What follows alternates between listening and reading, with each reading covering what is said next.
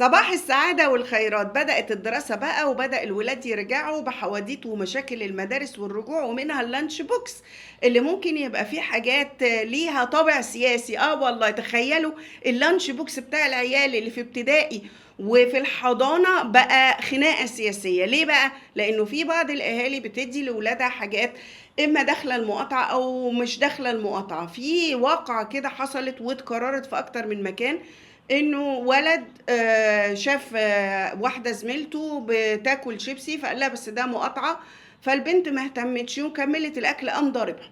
طبعا الاهل لما عرفوا تدخلوا وعنفوا الولد، سواء اهل البنت او اهل الولد الحقيقه.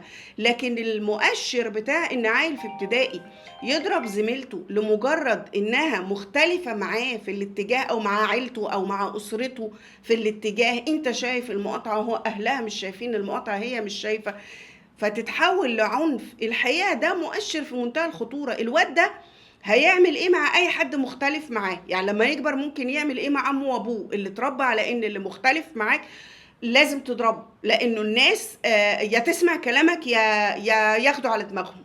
ده هيعمل ايه مع اخواته؟ مثلا بيعمل ايه في البيت مع اخواته؟ القضيه مش هيبقى الخلاف على كيس الشيبسي ولا بسكوت من نوع معين، انما القضيه هو يعني لو اختلف مع اخواته بنات او ولاد على اي موضوع من اي نوع، هو بقى المبدأ ان اللي مختلف معايا يا يسمع كلامي يا هعنفه يا هضربه. احنا بنربي مجرمين.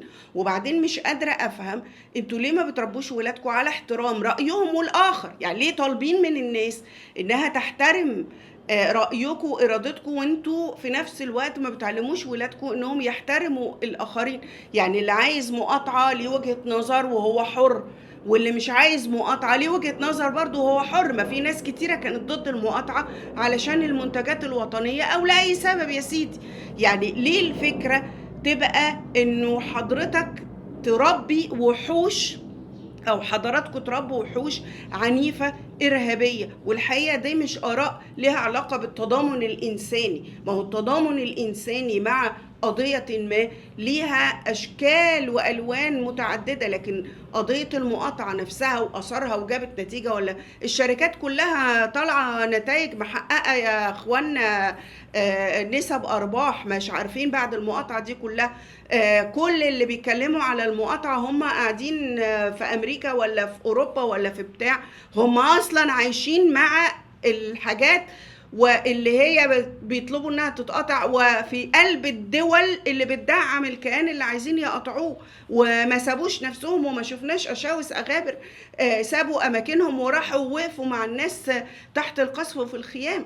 فيعني حرام انه واحد القضايا السياسية تنقلوها المدارس، اتنين ان انتوا تطلعوا عيال ارهابية. وليه تبقى علشان انت رأيك مش عارف عامل ازاي؟ وازاي طفل يبقى عنده احساس بالتفوق والهيمنة لدرجة انه يفرض رأيه على زمايله بالضرب؟